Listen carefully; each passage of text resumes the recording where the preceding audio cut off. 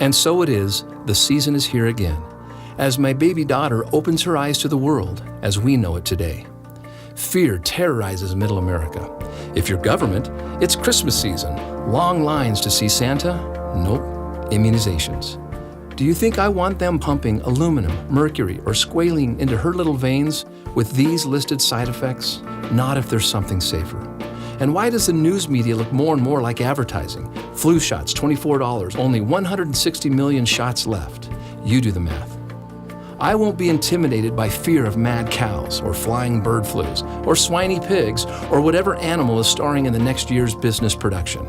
We just don't know enough. There hasn't been long-term studies. It's still very controversial. Let's not forget, we used to smoke on airplanes, gobble down fen-phen, and sleep under asbestos. And that was okay too, right?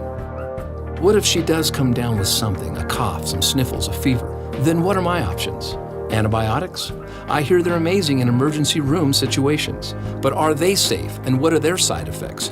Well, here's a few short and potentially long-term. Allergies, asthma, autism.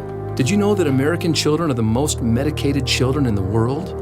1 in 4. There are over 5 million antibiotic prescriptions prescribed weekly, costing up to $16 a pill. Yes, they are overprescribed and abused.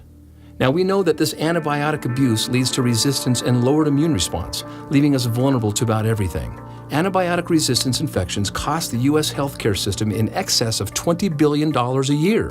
In addition, these avoidable infections result in over $35 billion in societal costs and more than 8 million additional days in the hospital. So again, the system wins, the people lose. So now with little to no defense, should you be lucky enough to be labeled with yet another new crafty named disease, no worries. There's thousands of prescriptions or so-called weapons of war to fight disease. Not to add insult to injury, but the latest studies imply that properly prescribed medicine, while a lucrative business, has become the third leading cause of death. Could it be that these weapons of war have become friendly fire, target practice? The marketing is brilliant. They have branded it healthcare, but it's really sick care. So here's a question. Why can't we just play the game of health before they practice their game of medicine on us? How about some good news? Fortunately, there's new science from Georgetown University that provides us options to safely and affordably prevent and/or minimize these issues, to potentially avoid these predicaments altogether. So before overreacting, know your options. Life can be beautiful, fulfilling, and rich. This eye-opening science is safe and designed to harmonize you with nature. And thank God, nature belongs to the people. It is abundant, and we the people are the shareholders. These are your eyes. They are mine. They're called ImmunEyes.